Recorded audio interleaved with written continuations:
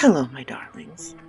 Madame Raven here with one more chapter from String of Pearls, the original Penny Dreadful featuring Sweeney Todd, the Demon Barber of Fleet Street. Today I bring you Chapter 3, The Dog and the Hat. The earliest dawn of morning was glistening upon the masts, the cordage and the sails of a fleet of vessels lying below Sheerness. The crews were rousing themselves from their night's repose, and to make their appearance on the decks of the vessels, from which the night watch had just been relieved. A man-of-war, which had been the convoy of the fleet of merchantmen through the Channel, fired a gun at the first glimpse of the morning sun fell upon her tapering masts. Then, from a battery in the neighborhood came another booming report, and that was answered by another far off, and then another, until the whole claimed the battery that girded the coast, for it was a time of war, had proclaimed the dawn of another day. The effect was very fine. In the stillness of the early morn, of these successions of reports, and as they died away in the distance like mimic thunder, some order was given on board of the man-of-war, and, in a moment, the masts and cordage seemed perfectly alive with human beings, clinging to them in the various directions. Then, as if by magic, or as if the ship had been a living thing itself, had possessed wings, which, at the mere investigation of a wish, could be spread far and wide, there fluttered out such sheets of canvas as was wonderful to see, and as they caught the morning light, and the ship moved, from the slight breeze that sprang up from the shore, she looked indeed as if she had walked the waters, like a thing of life. The various crews of the merchantmen stood upon the decks of their respective vessels, gazing after the ship of war, as she proceeded upon another mission, similar to the one she had just performed in the protecting the commerce of the country. As she passed one vessel, which had, in point of fact, actually rescued from the enemy the crew who had been saved from a foreign prison, cheered lustily. They wanted but such an impulse as this, and then every merchant vessel that the man-of-war passed took up the gladsome shout, and the crew of the huge vessel were not slow in their answer.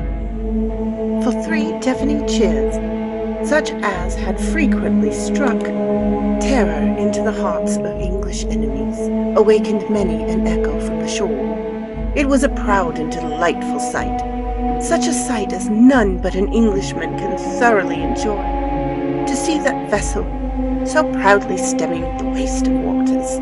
We say none but an Englishman can enjoy it, because no other nation has ever attempted to achieve a maritime existence without being most singularly defeated, and leaving us still, as we shall ever be, masters of the sea. These proceedings were amply sufficient to arouse the crews of all vessels, and over the tail front of one in particular, a large-sized merchantman, which had been trading in the Indian Sea. 2 men were leaning. One of them was the captain of the vessel, and the other a passenger, who intended leaving that morning. They were engaged in earnest conversation, and the captain, as he shaded his eyes with his hand and looked along the surface of the river, said, in reply to some observation from his companion, "I'll order my boat the moment Lieutenant Thornhill comes on board. I call him Lieutenant, although I have no right to do so, because he has held the rank in the King's service, but when quite a young man was cashiered for fighting a duel with his superior officer."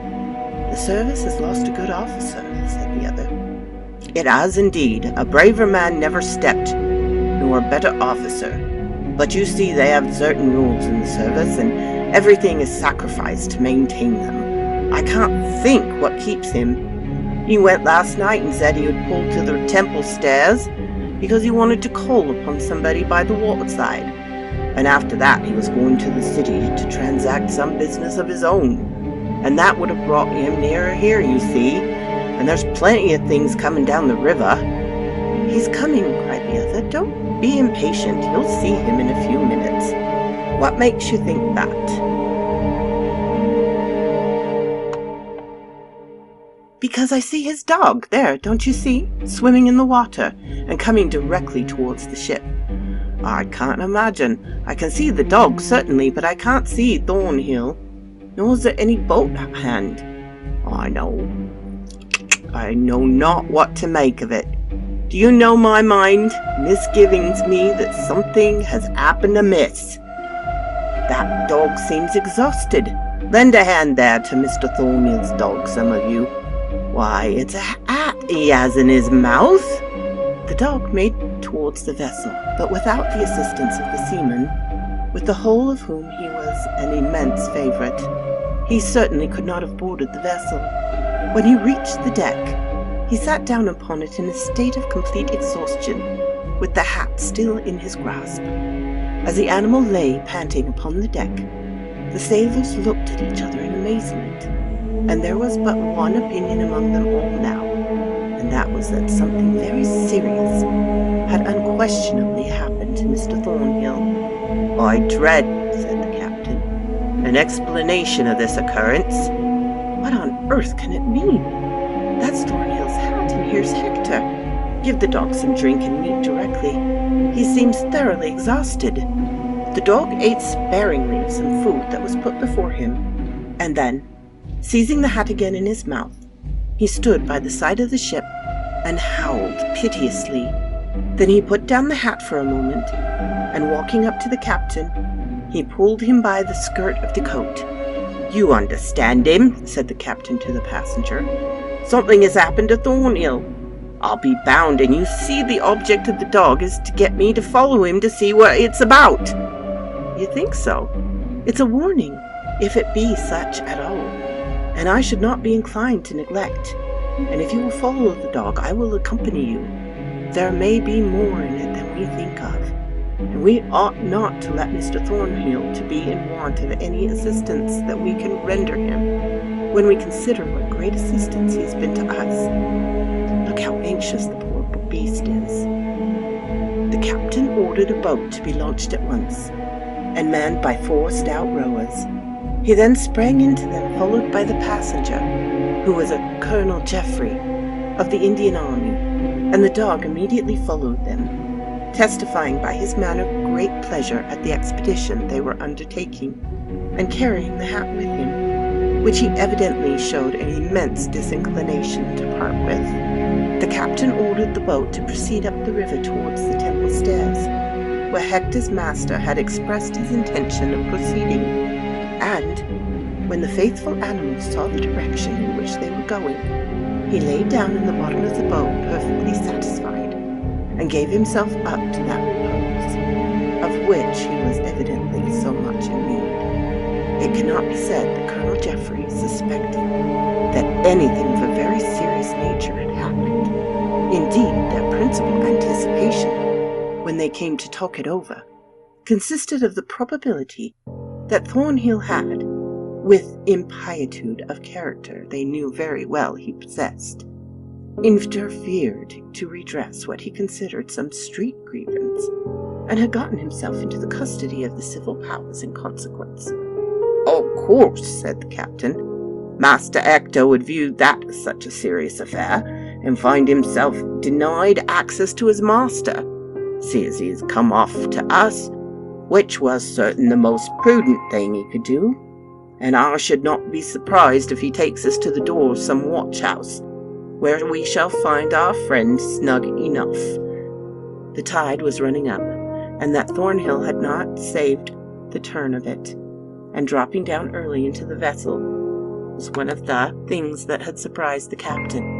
However, they got up quickly, and, as at that hour there was not much on the river to impede their progress, and as at that time the Thames was not a thoroughfare for little stinking steamboats, they soon reached the ancient temple stairs.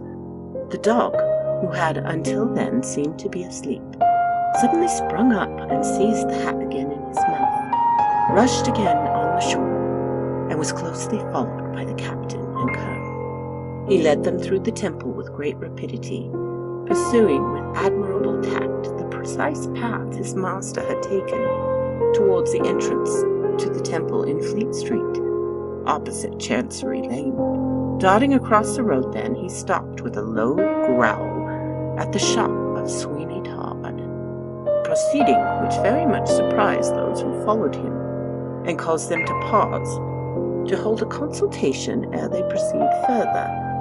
While this was proceeding, Todd suddenly opened the door and aimed a blow at the dog with an iron bar. But the latter dexterously avoided it, and, but that the door was suddenly closed again, he would have made Sweeney Todd regret such an interference. "We must inquire into this," said the captain. "There seems to be mutual ill will between the man and the dog." They both tried to enter the barber shop, but it was fast on the inside, and after repeated knocking, Todd called from within, saying, "I won't open the door while that dog is here. He's mad, or he has spite against me. I don't care which. It's a fact. That's all I'm aware of." "I will undertake," said the captain, "that the dog shall do you no harm. But open the door, for we must come and will." "I will take your promise," said Sweeney Todd, "but mind you keep it, or I shall protect myself and take the creature's life. So if you value it, you had better hold it fast."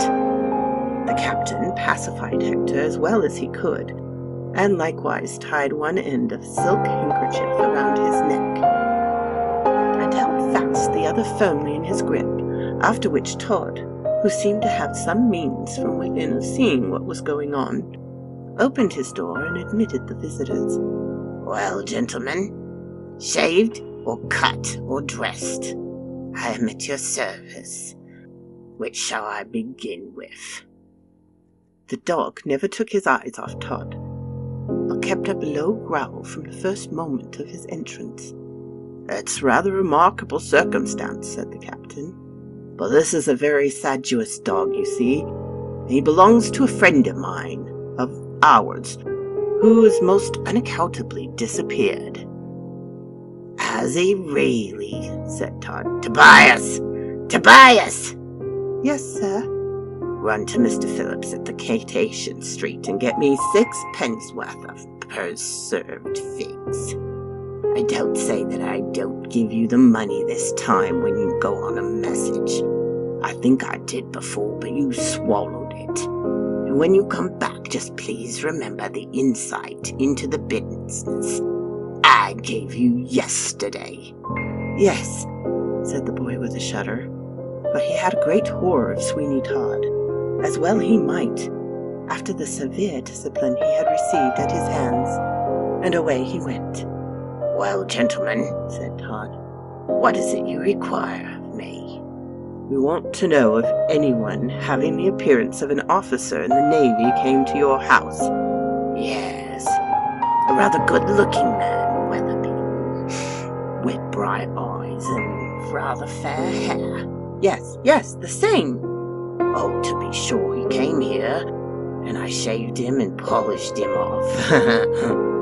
"What do you mean you polished him off?" "Bossing him up a bit and making him tidy. He said he had got somewhere to go in the city, and asked me for the address of a Mr. Oakley, a spectacle maker. I gave it him, and then he went away.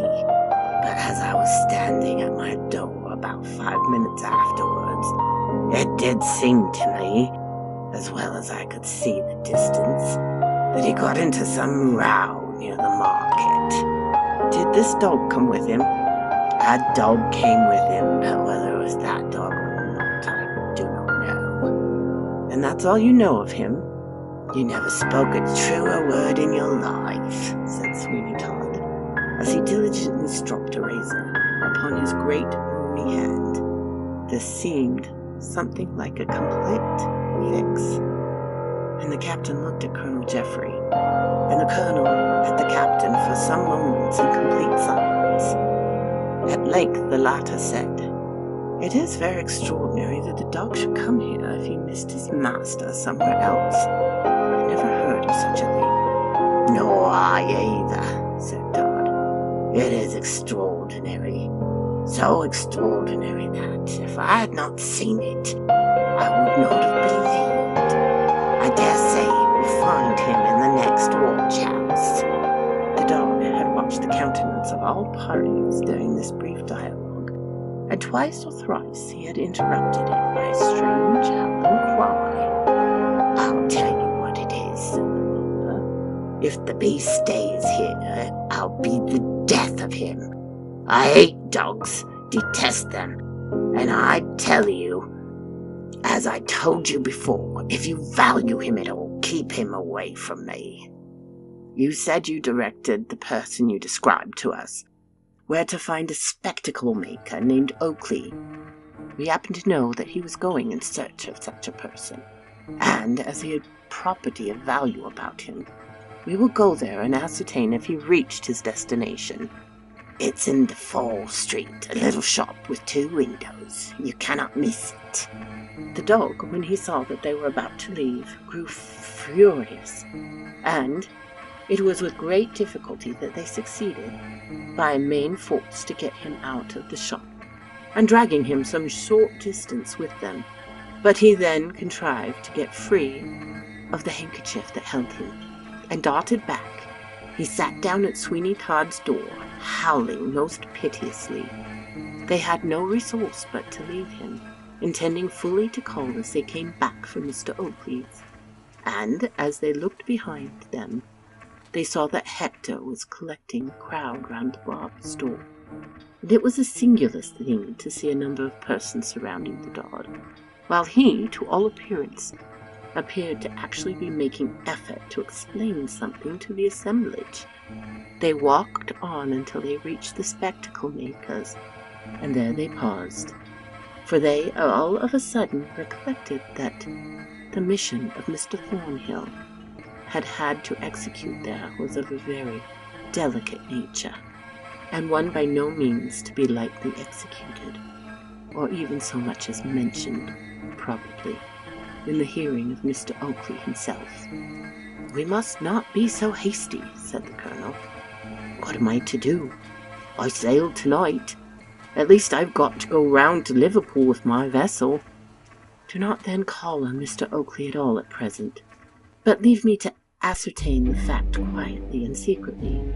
"My anxiety for Thornhill will scarcely permit me to do so, but I suppose I must, and if you write me a letter to the Royal Oak Hotel at Liverpool, it will sure to reach me.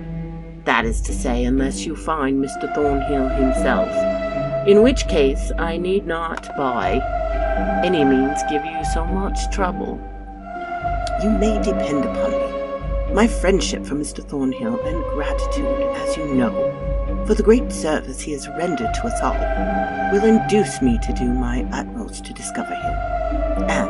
But that I know he set his heart upon performing the message he had to deliver, accurately and well, I should recommend that we at once go to this house of Mr. Oakley, only that the fear of the compromising the young lady, who is in the case, and who will have quite enough to bear, of her own grief, restrains me."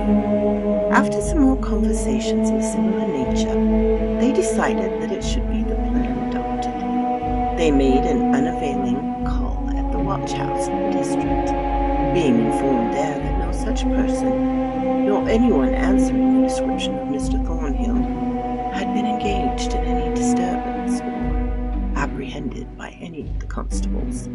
And this only involved the thing in greater mystery than ever before. They went back to try and recover the dog, but that was a matter easier to be desired and determined upon than executed, for threats and persuasion were alike ineffectual. Hector would not stir an inch from the barber's door. There he sat with his hat by his side, most melancholy and strange-looking spectacle, and a most efficient guard, for he was of that hat, and it was evident, and while he chose to exhibit the formidable row of teeth he did occasionally, when anyone showed a disposition to touch it, would remain sacred. Some people, too, had thrown a few copper coins into the hat, so that Hector, if his mind had been that way inclined, was making a very good thing of it. But who shall describe the anger of Sweeney Todd when he found that he was likely to be so beleaguered? He doubted if, upon the arrival of the first customer to his shop, the dog might dart in and take him by storm. But that apprehension went off at last, when a young gallant came from the temple to have his hair dressed, and the dog allowed him to pass in and out unmolested, without making any attempt to follow him. This was something, at all events, but whether or not it ensured Sweeney Todd's personal safety when he should come out was quite another matter. It was an experiment, however, which he must try. It was quite out of the question that he should remain a prisoner much longer in his own place. So, after a time, he thought he might try the experiment, and that it would be best done when there were plenty of people there, because if the dog assaulted him, he would have an excuse for any amount of violence he might think proper to use upon this occasion. He took some time, however, to screw his courage to the sticking place, but at length, muttering deep curses between his clenched teeth, he made his way to the door and carried in his hand a long knife, which he thought a more efficient weapon against the dog's teeth than the iron bludgeon he had formerly used. "I hope he will attack me," said Todd to himself, as he thought, but Tobias, who had come back from the place where they sold the preserved figs, heard him, and after devoutly, in his own mind, wishing that the dog would actually devour Sweeney, said aloud, "Oh dear, sir, you don't wish for that, I'm sure." "Who told you what I wished or what I did not? Remember, Tobias, and keep your own counsel, or it will be the worse for you and your mother too. Remember that!" The boy shrunk back. How had Sweeney Todd terrified the boy about his mother? He must have done so, or Tobias would never have shrunk as he did. Then that rascally barber, whom we suspect of more crimes than fall ordinary to the sheriff man, went cautiously out of his shop door. We cannot pretend to account for why it was so, but, as faithful recorders of fact, we have to state that Hector did not fly at him, but with a melancholy and subdued expression of countenance, he looked up in the face of Sweeney Todd. Then he whined piteously, as if he would have said, "Give me my master, and I will forgive you all that you have done. Give me back my beloved master, and you shall see that I am neither revengeful nor ferocious." This kind of expression was as legibly written in the poor creature's countenance as if he had actually been endowed with speech and uttered the words themselves. This was what Sweeney Todd certainly did not expect, and, to tell the truth, it staggered and astonished him a little. He would have been glad of an excuse to commit some act of violence, but he had now none, and as he looked in the face of the people who were around, he felt quite convinced that it would not have been the prudent thing in the world to interfere with the dog in any way that savoured of violence. "Where's the dog's master?" said one. "Ah, where indeed?" said another. "I should not wonder if he had come to some foul end." "But I say, old soapsuds," cried the boy, "the dog says you did it." There was a general laugh, but the barber was by no means disconcerted, and he shortly replied, "Does he? He's wrong then." Sweeney Todd had no desire to enter into anything like controversy with people, so he turned again and entered his own shop, in a distant corner of which he sat down, and folding his great gaunt-looking arms over his chest, he gave himself to, for now, and then he gave himself up to thought, and if we might judge from the expression of his countenance, Those thoughts were of a pleasant, anticipatory character. For now. And then he gave such a grim sort of laugh, as we might as well have sat upon the features of some ogre. And now we will turn to another scene of a widely different character. So quoth this raven.